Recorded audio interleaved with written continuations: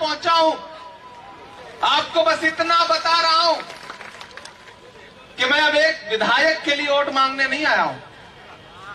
India में narrative बनाया जा रहा था कि लड़के पुल हिला रहे थे इसलिए टूट गया।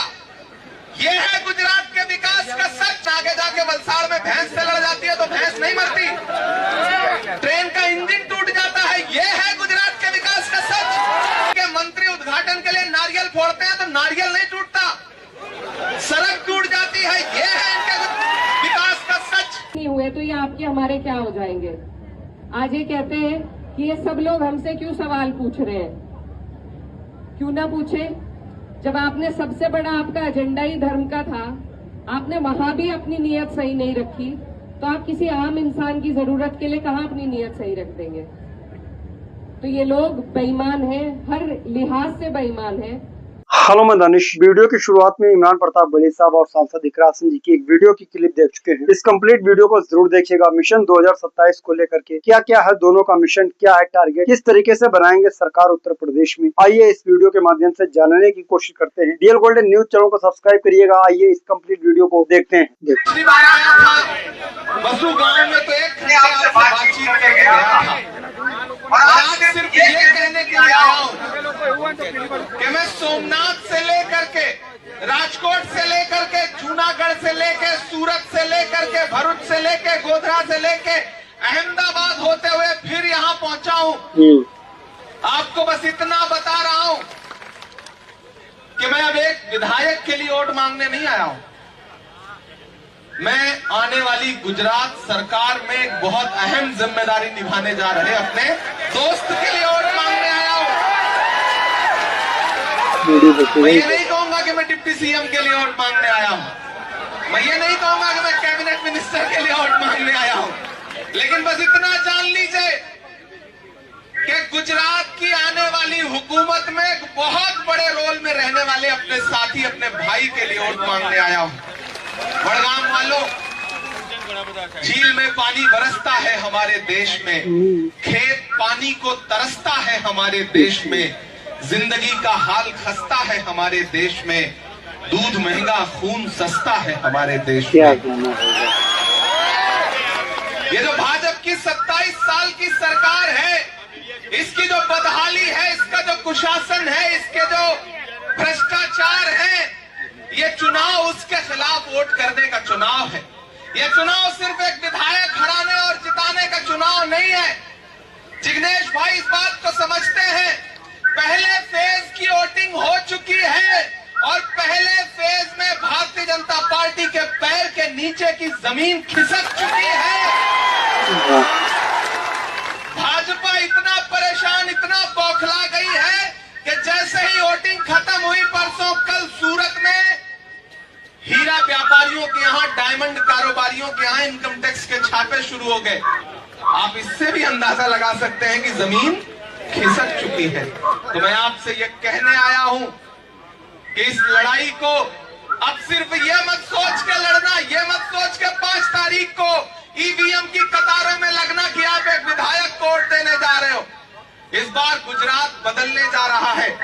ये जो गुजरात का विकास, गुजरात मॉडल, ये पूरी तरह एक्सपोज हो चुका है। नरेंद्र मोदी जी का हर दावा, हर नारा खोखला साबित हो चुका है। मोरबी में 135 लाशें बिछी थी और देश का हाकिम अगले दिन में 3 बार कपड़े बदल करके उद्घाटन और हरी झंडियां दिखा रहा था। मैं मोरबी भी होके आया हूं, मैंने लोगों के आंसू पोंछे, वहां गया, मिला हूं लोगों से। मैं उस सब की बुनियाद पे कह रहा हूं कि गुजरात बदलने जा रहा है। मेरे भाई, गुजरात की महिलाओं ने यह सोच लिया है कि जिन प्रधानमंत्री जी का वो नारा कि बेटी बचाओ बेटी पढ़ाओ, वो नारा सुनने में कितना अच्छा लगता था, लेकिन पिछले दिनों लाल किले की दीवारों पर खड़े होकर के जब प्राइम मिनिस्टर साहब तकरीर कर रहे थे महिला सुरक्षा, महिला सम्मान की, उसी के अगले 2 घंटे बाद गुजरात में 11 बलात्कारी रिहा किए जा रहे थे। गुजरात की महिलाओं में इस बात को लेकर के गुस्सा है कि जिस भारत में यत्र नार्यस्त पूज्यन्ते रमन्ते तत्र देवता का स्लोगन, का संस्कृत का श्लोक सुना जाता था, जिसका मतलब होता है कि जहां नारियों की पूजा होती है वहां देवता निवास करते हैं। उसी गुजरात में नारियों की पूजा छोड़िए, नारियों के बलात्कारियों की पूजा हो रही है और प्रधानमंत्री जी ने अपने होंठ सिल लिए हैं। तो छापी गांव वालों में आपसे ये कहने आया हूं कि इस बड़ी लड़ाई में आपको साथ देना पड़ेगा। ये जो गुजरात का विकास है ये झूठा है। यहाँ हिलाने पे पुल टूट जाता है साहब।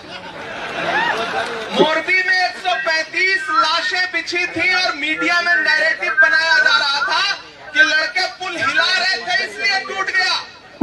ये है गुजरात के विकास का सच। यहाँ से प्रधानमंत्री जी वंदे भारत ट्रेन को रवाना करते हैं, ट्रेन आगे जाके वलसाड़ में भैंस से लड़ जाती है तो भैंस नहीं मरती, ट्रेन का इंजन टूट जाता है। ये है गुजरात के विकास का सच। यहाँ भाजपा सरकार सड़क बनवाती है, इनके मंत्री उद्घाटन के लिए नारियल फोड़ते हैं तो नारियल नहीं टूटता, सड़क टूट जाती है। ये है इनके विकास का सच। तो मैं आपसे ये कहने आया हूं कि दुश्मन बड़ा शातिर है। मेरी बात मेरे बुजुर्गों याद रखना, दुश्मन बड़ा शातिर है। वो जानता है कि अकेले कांग्रेस से नहीं जीता जा सकता, तो उसने अपने कुछ दोस्तों को भी बुलाया है ताकि बंटवारा हो सके। वो एक दिल्ली से बुलाया है अपना एक दोस्त उन्होंने, वो आपके बीच में आके कहते हैं झाड़ू लीजिए, सफाई करिए, जबकि असली कचरा वहीं भरा हुआ है। मैं नाम नहीं लूंगा, नहीं आप जान जाएंगे कि मैं केजरीवाल जी की बात कर रहा हूँ। आम आदमी पार्टी क्यों बनी? अन्ना आंदोलन की सच्चाई क्या है? कभी सोचना रात की तन्हाई में बैठ करके। आप इमरान प्रताप गढ़ी साहब का वीडियो देख चुके हो, अब आपको हम लेकर चलेंगे सांसद दिकराज सिंह जी के वीडियो की तरफ। उम्मीद है आपको सांसद दिकराज सिंह जी का भी वीडियो पसंद आएगा। आप वीडियो को देखिएगा। सोचे अगर बिल्कुल अपने आसपास की आप सोच लीजिए, क्या आपकी सड़कों का हाल है, क्या आपके अस्पतालों का हाल है, क्या आपकी बिजली का हाल है, क्या आपके खेतों का हाल है,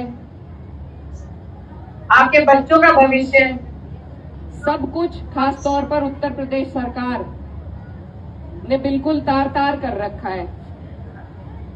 अगर सिर्फ और सिर्फ बिजली के मुद्दे पे मैं कहती हूँ चुनाव हो जाए तो भी ये मुंह की खाएंगे।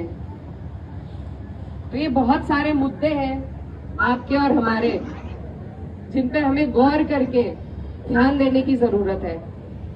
अगर हम इतनी परेशानी झेलने के बावजूद ये धर्म के भी नहीं हुए, ये जिस धर्म के आधार पर बने थे ये उसके भी नहीं हुए, तो ये आपके हमारे क्या हो जाएंगे?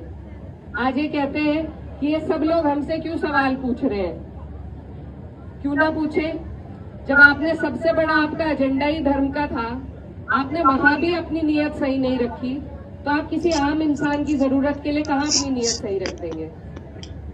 तो ये लोग बेईमान हैं, हर लिहाज से बेईमान हैं और इनकी सरकार को आपको और हमें बदलना होगा। ये हमारा आखिरी चुनाव है, ये आपको मान के चलना होगा। और हमारे राष्ट्रीय अध्यक्ष आदरणीय अखिलेश यादव जी, जिस तरीके से आपकी में यहाँ पर संगठन के बहुत सारे लोग मौजूद हैं और मैं विश्वास के साथ आपको कह सकती हूँ कि सिर्फ अकेले वो ऐसे नेता हैं जिनसे मिलने के लिए आपको किसी सांसद, विधायक, बिचौलिए की जरूरत नहीं है। वो सीधे अपने लोगों से मिलते हैं, अपने लोगों की समस्या को सुनते हैं और उसका तभी के तभी निस्तारण करते हैं।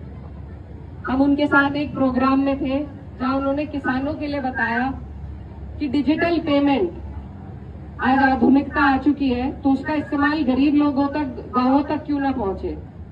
राष्ट्रीय अध्यक्ष जी ने कहा कि जो गन्ने के पेमेंट की समस्या है, जिसके लिए हम लोग कई बार धरने पर भी बैठे हैं, उसका समाधान डिजिटल पेमेंट से होगा। 300 यूनिट बिजली आपको मुफ्त दी जाएगी। महिलाएं, बच्चियां जो पढ़ना चाहती हैं उनको एक साल में 40,000 रुपए दिए जाएंगे।